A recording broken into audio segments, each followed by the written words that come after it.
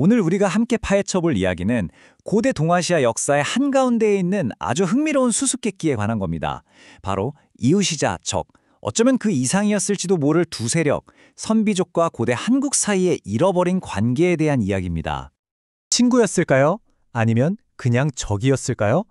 그것도 아니면 우리가 생각하는 것보다 훨씬 더 복잡하고 가까운 관계였을까요?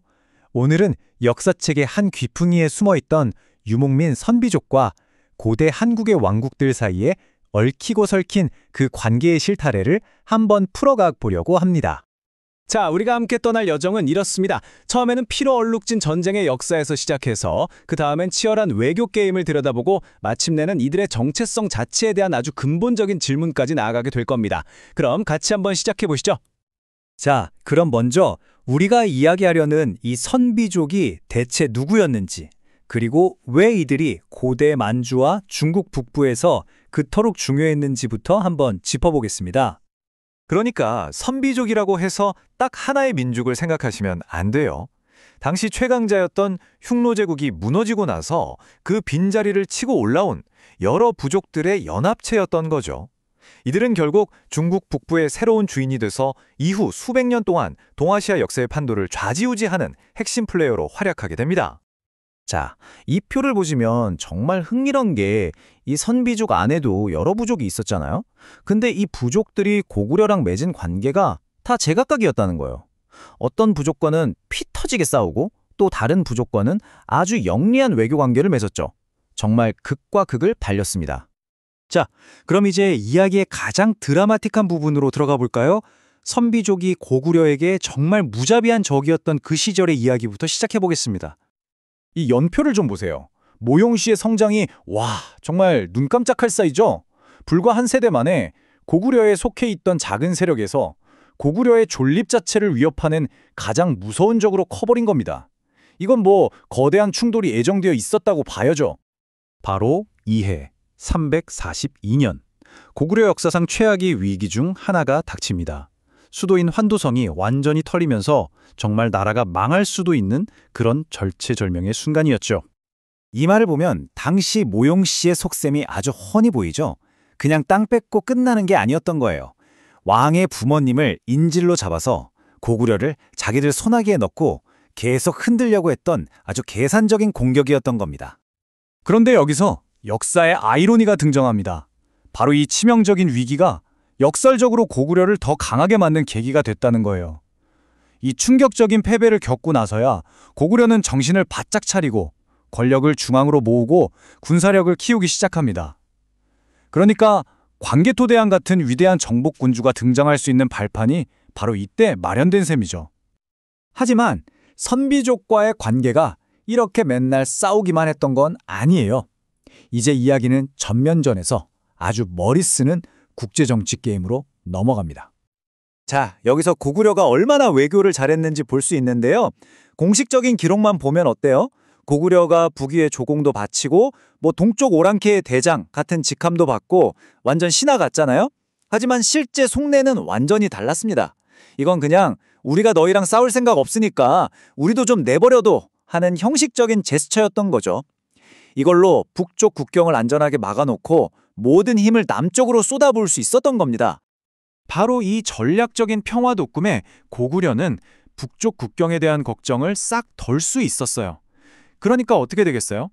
요동 지역에 대한 지배력도 확실히 하고 만주에서의 힘도 키우고 남은 군사력은 전부 백제랑 신라를 향해 쏟아부을 수 있었던 거죠.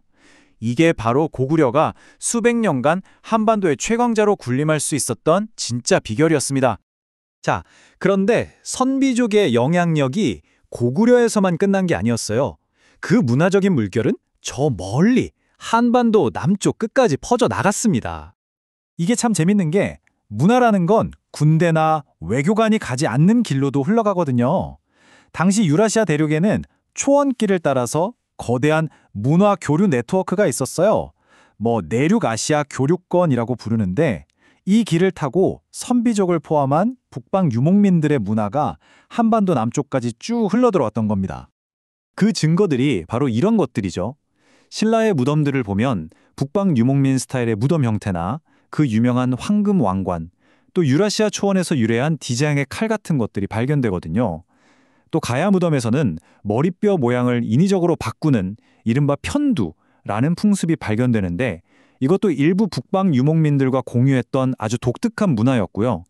심지어 나중에는 신라의 김씨 왕족이 자신들의 조상이 흉노의 왕자라고 주장하기까지 합니다. 아마도 고구려와는 다른 우리만의 강력한 뿌리를 내세우고 싶었던 거겠죠. 자, 이제 이 이야기에서 가장 흥미롭고 어쩌면 가장 도발적인 질문을 던져볼 시간입니다. 지금까지 우리가 선비족과 고대 한국인을 완전히 다른 민족으로 나눠서 봤잖아요. 어쩌면 그 전제 자체가 틀렸을 수도 있다는 겁니다. 어떻게 생각하세요? 우리가 너무 당연하게 고대 한국인의 조상은 예맥, 선비족의 조상은 동호라고 딱 잘라서 구분하잖아요. 그런데 일부 학자들은 바로 이 경계선이 사실은 나중에 역사가들이 편의상 그어놓은 인위적인 선일지도 모른다고 주장합니다.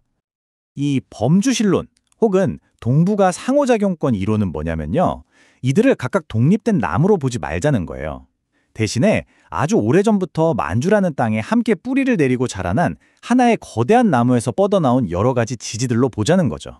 겉보기엔 달라 보여도 그 뿌리와 줄기는 하나였다는 겁니다. 그 근거들이 정말 흥미롭습니다. 보세요.